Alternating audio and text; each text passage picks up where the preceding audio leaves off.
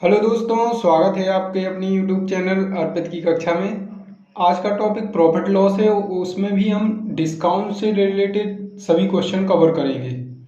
तो अगर अभी तक हमने जितने भी क्वेश्चन देखे वो क्रय मूल्य और विक्रय मूल्य पर विक्रय मूल्य से संबंधित थे, जिसमें क्रय मूल्य था और विक्रय मूल्य था। लेकिन अगर हम उसमें अंकित मूल्य को भी ऐड कर दें तो उसमें बट्टा से संबंधित डिस्काउंट से रिलेटेड क्वेश्चन आ जाते हैं।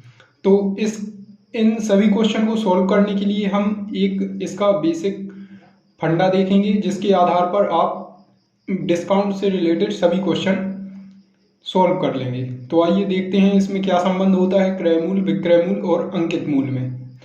तो हम यहाँ पे आपको प्रॉफिट लॉस में बता चुके हैं कि प्रॉफिट लॉस मतलब लाभ और हानि किस पे काउंट की जाती है।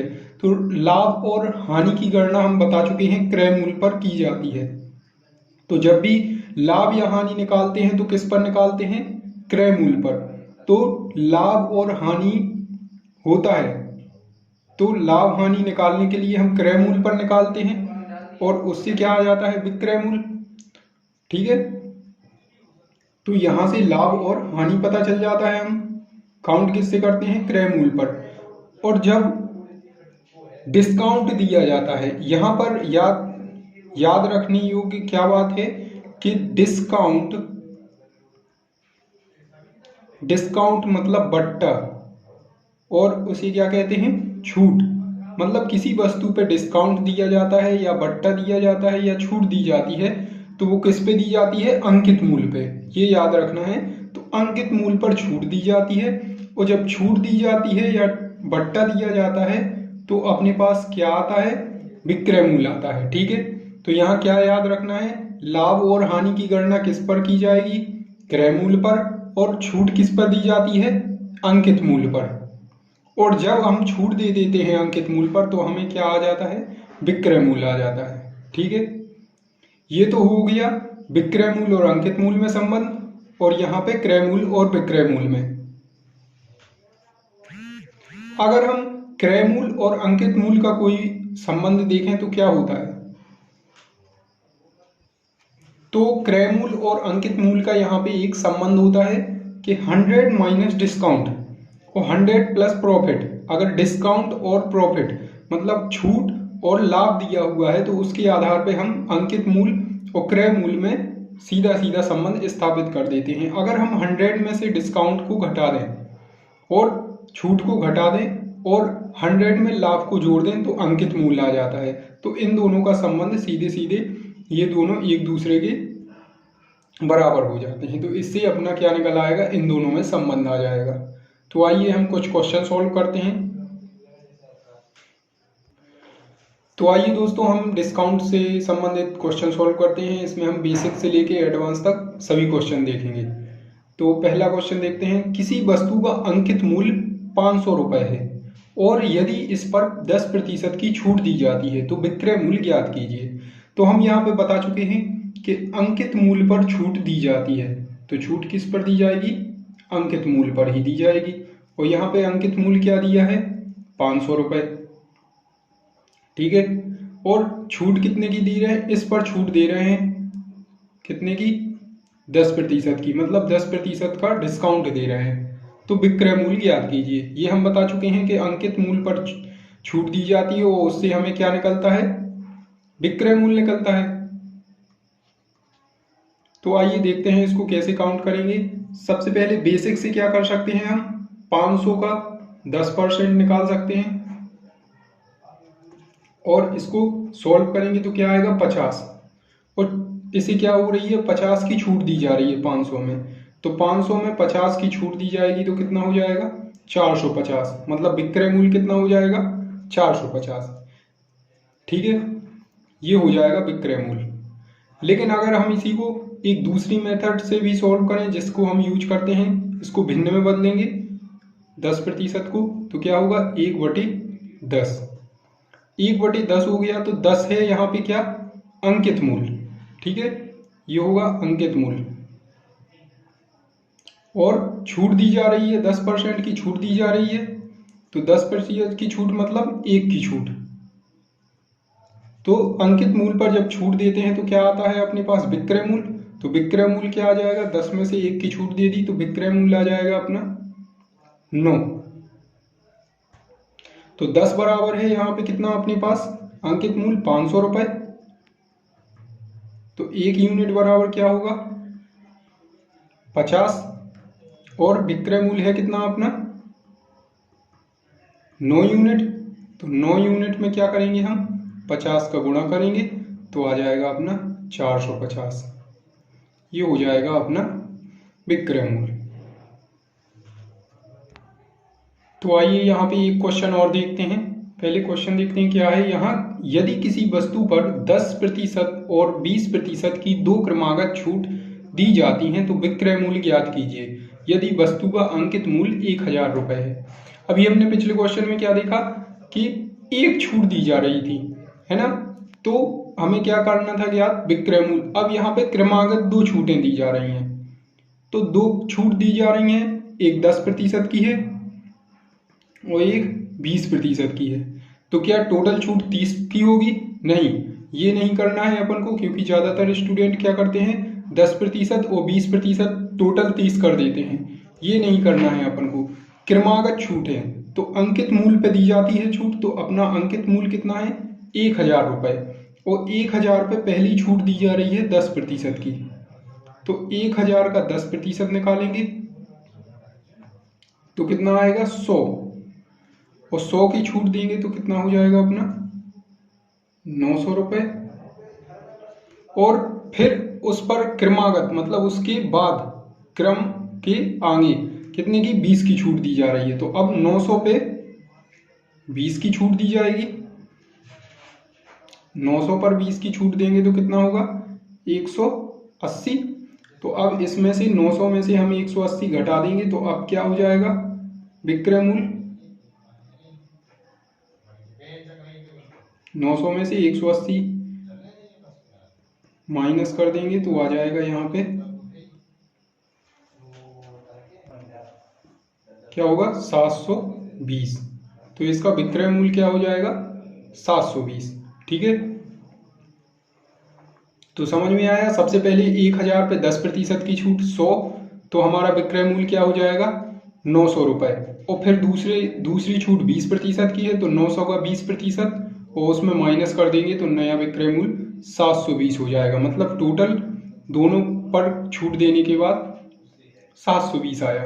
लेकिन यहीं पे पूछा जाए कि क्रमागत 10% और 20% की छूट दी जा रही है, तो टोटल कितने प्रतिशत की छूट दी जा रही है? कितने प्रतिशत की होगी? तो एक तो हम 720 निकाल सकते हैं 1000 का कितने प्रतिशत है, या फिर दूसरी मेथड क्या करते हैं 10% और 20% को जोड़ देते हैं। ठीक है, तो टोटल आ जाता है 30 और इसमें 30 में किसको घटा देते हैं? इन दोनों का गुणा करके 100 से भाग दे के घटा देते हैं। ठीक है, तो क्या होगा 200/100, तो 2 आ गया तो 30 में से 2 घटाएंगे तो 28% की छूट दी जाएगी। और 1000 का 280% निकाल के हम क्या निकाल सकते हैं? इसका विक्रय मूल्य निकाल सकते हैं। ठीक है, तो आइए दोस्तों हम यहाँ पे एक और नेक्स्ट क्वेश्चन देखते हैं। ये अच्छा एडवांस लेवल का क्वेश्चन है, तो इसको सॉल्व करेंगे। देखते हैं पहले क्वेश्चन को। एक दुकानदार अंकित मूल्य पर 25% बट्टा देता है। बट्टा क्या कहलाएगा? डिस्काउंट या छूट। और 30% लाभ कमाता है। अगर उसका लाभ 90 रुपये हो तो बट्टा याद कीजिए। तो इस क्वेश्चन में क्या दिया है? अंकित मूल्य दिया है, बट्टा दिया है और लाभ दिया है। तो हम बट्टा किस पर निकालते हैं? अंकित मूल्य पर। तो अंकित मूल्य से बट्टा देंगे तो क्या आ जाएगा? विक्रय मूल्य। और लाभ ज्ञात करने के लिए हमें क्या चाहिए पड़ेगा? क्रय मूल्य। मतलब तीनों को यहाँ पर लेंगे अपन। तो सबसे पहले एक जगह लिख देंगे क्रय मूल्य, विक्रय मूल्य और अंकित मूल्य। हमें ज्यादातर क्वेश्चन इसी मेथड पर सोल्व करना है। ये तीनों लिख दिया। अब देखना है अपन को क्या है क्वेश्चन में। एक दुकानदार अंकित मूल्य पर 25% की छूट देता है। तो छूट कितने की है? 25% की। 25% मतलब 1/4। 1/4 मतलब अंकित मूल्य पर, तो 4 क्या हो जाएगा, अंकित मूल्य। और छूट दे रहा है 1 की, मतलब डिस्काउंट है 1 रुपए का, 1 का, तो ये हो जाएगा डिस्काउंट। जब अंकित मूल्य 4 है और डिस्काउंट 1 का दे रहे हैं, तो डिस्काउंट देने पर हमें क्या प्राप्त होता है, विक्रय मूल्य। तो ये हो जाएगा विक्रय मूल्य 3। ये हम बता चुके हैं कि अंकित मूल्य पर डिस्काउंट दिया जाता है और जब डिस्काउंट निकालते हैं तो क्या प्राप्त होता है, विक्रय मूल्य। ठीक है। अब लाभ 30% का लाभ भी कमाता है, तो लाभ की कंडीशन ले लेते हैं, 30% है, 30% को हम 3/10 लिख सकते हैं। लाभ कमाता है तो लाभ हमेशा किस पर होता है, क्रय मूल्य पर होता है। ये क्रय मूल्य होगा तो ये क्या हो जाएगा, लाभ। ठीक है। तो क्रय मूल्य हमारे पास क्या है, 10। क्रय मूल्य क्या है, 10। ठीक है। और जब क्रय मूल्य पर 3 का लाभ होगा तो हमें क्या निकल आएगा, विक्रय मूल्य। विक्रय मूल्य कितना हो जाएगा, 13। ठीक है। तो यहाँ पे विक्रय मूल्य 3 है, यहाँ पे विक्रय मूल्य 13 हो गया। ठीक है। अब ये कॉमन हो गया है तो हम इसको क्या कर लेंगे, सेम बना लेंगे। समान बनाने के लिए इसमें 13 का और इसमें 3 का गुणा कर देंगे, तो ये दोनों तो 39 हो गए हैं। तो अब जब इसमें 13 का गुणा किया है तो यहाँ 13 का गुणा करेंगे और यहाँ 3 का किया है तो यहाँ 3 का गुणा कर देंगे। ठीक है। अब इसका अनुपात निकाल सकते हैं तीनों का, 10 तिया 30, 13 तिया 39 और 13 चौके 52। ये क्या हो गया है, क्रय मूल्य हो गया है अपने पास 30, ये विक्रय मूल्य और ये अंकित मूल्य 52। अब पूछा क्या है, अगर उसका लाभ 90 रुपए हो, लाभ यहाँ पे 90 रुपए का हो रहा है और यहाँ देखें अगर हम तो हमें कितने का हो रहा है, क्रय मूल्य है 30 और विक्रय मूल्य 39। 30 से 39 पे जाएंगे तो हमें कितने का हो रहा है, 9 रुपए का लाभ हो रहा है। ये क्या हो जाएगा, लाभ। लेकिन रियल में हमें कितने का लाभ हो रहा है, 90 रुपए का। ठीक है। तो 9 यूनिट कितने के बराबर हो जाएगा, 90 के। तो 1 यूनिट कितने का होगा, 10 के बराबर। तो यहाँ पे हमें बट्टा निकालना है, तो बट्टा क्या है, छूट दी जाती है किस पे, अंकित मूल्य पे। तो 52 से 39 के बीच में कितने की छूट दी जा रही है, तो 52 से 13 के बीच में कितने की छूट है, मतलब डिस्काउंट कितने का है, बट्टा 13 यूनिट का। और रियल में हमें निकालना है तो 1 यूनिट बराबर कितना आया यहाँ पे, 10। तो 13 में हम 10 का गुणा कर देंगे तो क्या आ जाएगा, 130 बट्टा आ जाएगा अपना।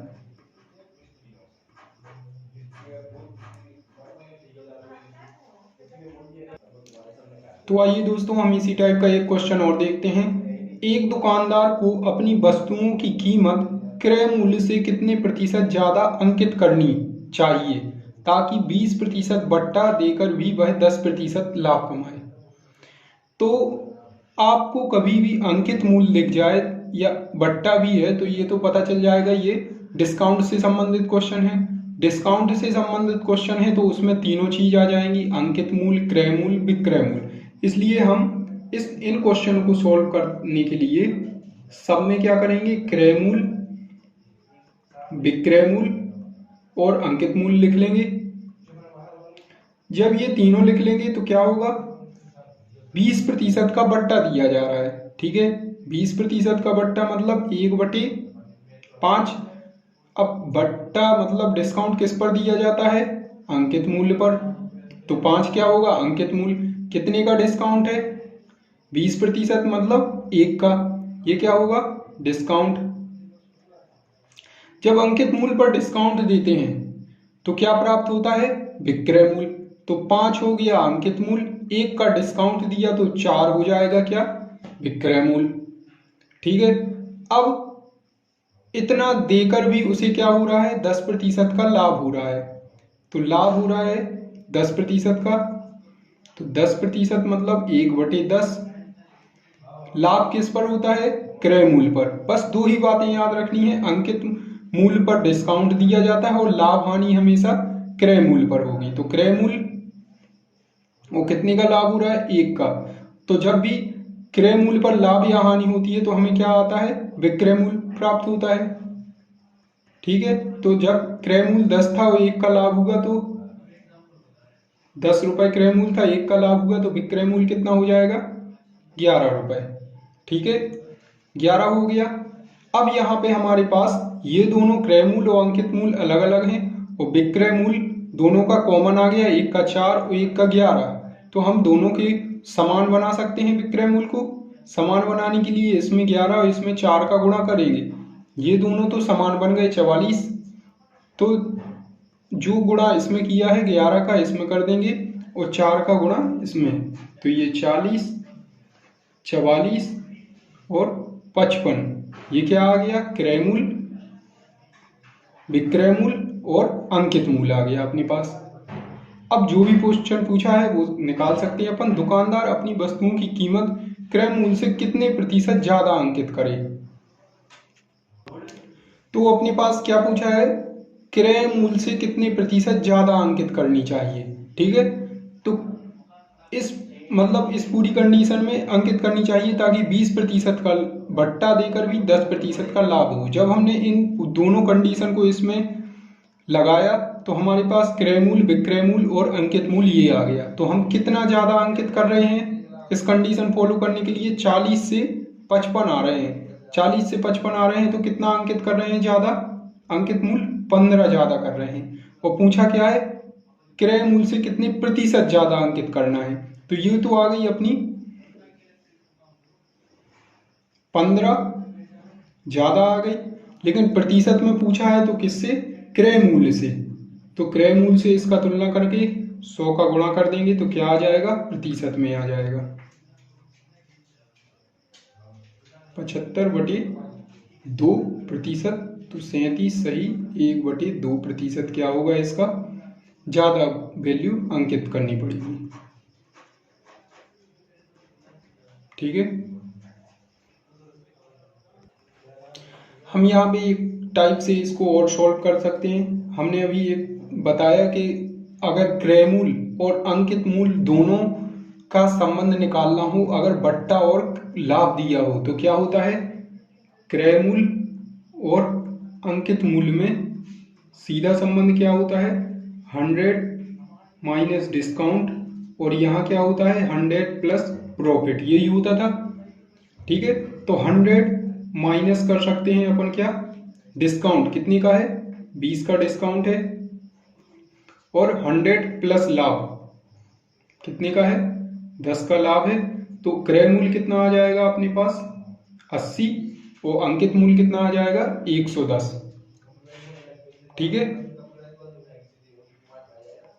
तो इन दोनों के बीच में कितना अधिक अंकित किया गया है, 80 से 90, 100, 110, 30 अधिक अंकित किया गया है। ठीक है, तो 30 अधिक मूल्य अंकित किया गया है, और अगर हमें प्रतिशत में निकालना है तो 30 80 का कितने प्रतिशत है।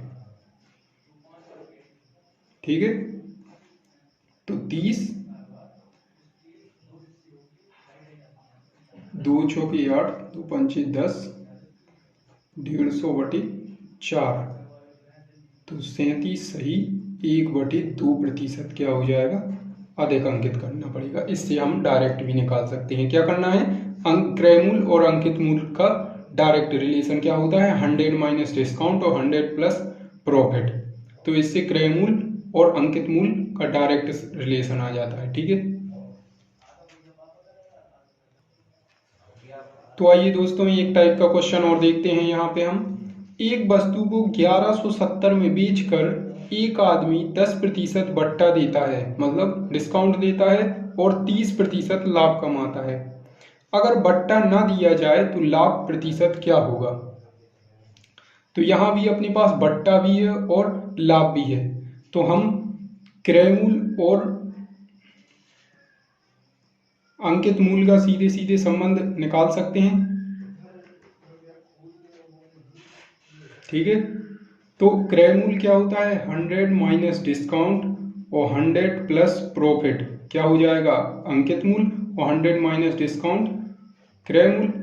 तो 100 माइनस डिस्काउंट मतलब 100 में से 10 माइनस करेंगे तो क्या आ जाएगा 90 क्रय मूल्य, और 100 में से प्लस करेंगे प्रॉफिट, कितना है 30, तो 130 आ जाएगा अंकित मूल्य। क्रय मूल्य आ गया 90, अंकित मूल्य 130। तो वो कह रहा है अगर बट्टा ना दे तो छूट किस पर दी जाती है, अंकित मूल्य पर, और उससे क्या प्राप्त होता है, विक्रय मूल्य। लेकिन इस पे छूट दे ही नहीं जा रही, तो विक्रय मूल्य क्या हो जाएगा, अब ये विक्रय मूल्य बन जाएगा, विक्रय मूल्य बन जाएगा ये। और 90 से हम 130 पर आएंगे तो कितने का लाभ होगा, मतलब विक्रय मूल्य अब क्या कहलाएगा, 130 ही होगा। तो 90 से 30 में आने के लिए, 130 आने के लिए हमें कितने का लाभ हो रहा, 40 का। और हमारे पास पूछा है लाभ प्रतिशत ज्ञात करो, तो लाभ प्रतिशत बराबर लाभ है 40 का, और प्रतिशत निकालना है तो हम कंपेयर करेंगे, क्रय मूल्य से तुलना करेंगे और गुणा कर देंगे 100 का, तो प्रतिशत आ जाएगा ये 400/9। 44 सही 4/9% का क्या हो जाएगा, लाभ।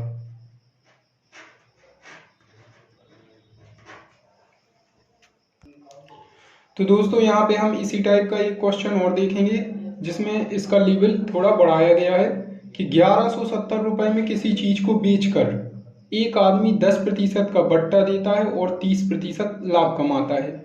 यहीं तक क्वेश्चन था पुराना, उसमें पूछा गया था कि बट्टा अगर नहीं दिया जाए तो लाभ कितना होगा, लेकिन इस क्वेश्चन में बोला गया है बट्टा अगर 5% हो तो लाभ कितना होगा। तो देखते हैं, वही करेंगे, क्रय मूल्य और अंकित मूल्य में संबंध निकाल लेंगे हम, ठीक है। वैसे तीनों को लेकर भी इसको सॉल्व कर सकते हैं, लेकिन अभी केवल इन दोनों की ही जरूरत है, इसलिए देखते हैं क्या होता है। क्रय मूल्य 100 प्लस 100 माइनस डिस्काउंट और अंकित मूल्य 100 प्लस प्रॉफिट। तो क्रय मूल्य कितना आ जाएगा, 100 माइनस डिस्काउंट, कितने का है डिस्काउंट, 10 का, तो 90 आ जाएगा अपना क्या, क्रय मूल्य। और अंकित मूल्य क्या है, 100 प्लस प्रॉफिट, मतलब कितने का प्रॉफिट है, 30 का, तो मतलब 130 आ गया अपना अंकित मूल्य, ठीक है। अब यहां पे बोला गया है कि अगर बट्टा 5% हो तो बट्टा देने पर हमें क्या प्राप्त होता है, मतलब बट्टा किस पर दिया जाता है, डिस्काउंट अंकित मूल्य पर, और अंकित मूल्य अब कितना हो गया है 130, और 130 पर हमें क्या करना है, 5% का डिस्काउंट देना है। तो क्या आ जाएगा अपने पास, विक्रय मूल्य। तो यहां से विक्रय मूल्य देख लेते हैं। तो 30 पर अगर हम 5% का क्या दें, डिस्काउंट, तो कितना आएगा, 13×5 6.5, और ये अगर हम माइनस कर दें, डिस्काउंट देंगे तो माइनस होगा, तो कितना आ जाएगा। तो यहाँ पे अगर हम 6.5 माइनस कर देंगे तो विक्रय मूल्य कितना आ जाएगा, 123.5। अब 90 है अपना क्रय मूल्य और 123.5 है विक्रय मूल्य। तो अब हम लाभ ज्ञात कर सकते हैं, कितने का हो रहा है, तो लाभ हो रहा है यहाँ पे 33.5 रुपए का, ठीक है, ये लाभ है। और हमें लाभ क्या करना है, प्रतिशत ज्ञात करना है। तो लाभ प्रतिशत ज्ञात करने के लिए क्या करेंगे,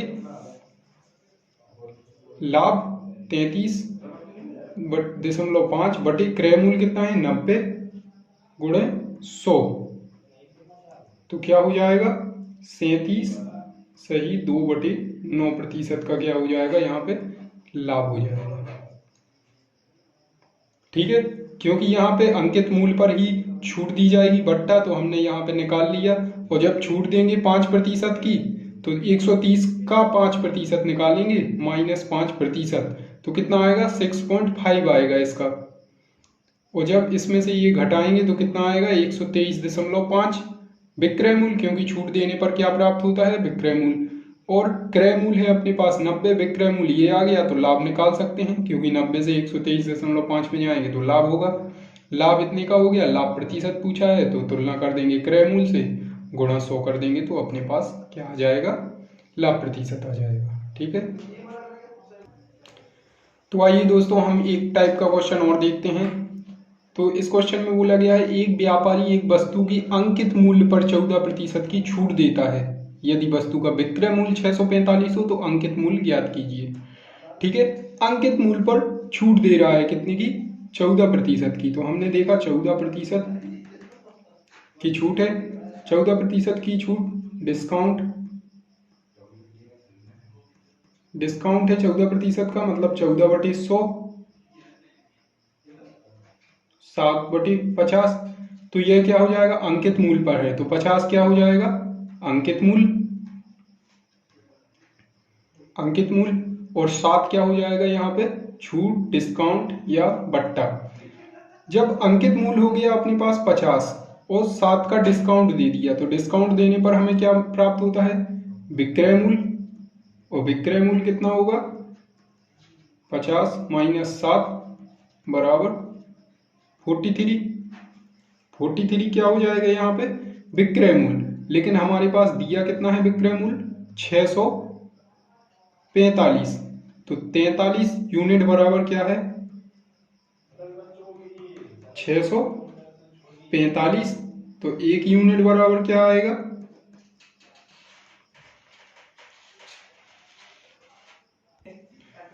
तो 1 यूनिट बराबर 645 बटे क्या करेंगे, 43। तो 1 यूनिट आ जाएगा यहाँ पे 15। वो पूछा क्या गया है, अंकित मूल्य क्या होगा, और अंकित मूल्य क्या था, 50 यूनिट। तो 50 यूनिट बराबर क्या होगा, 50 गुणे 15 मतलब 750 क्या हो जाएगा अपना ये अंकित मूल्य।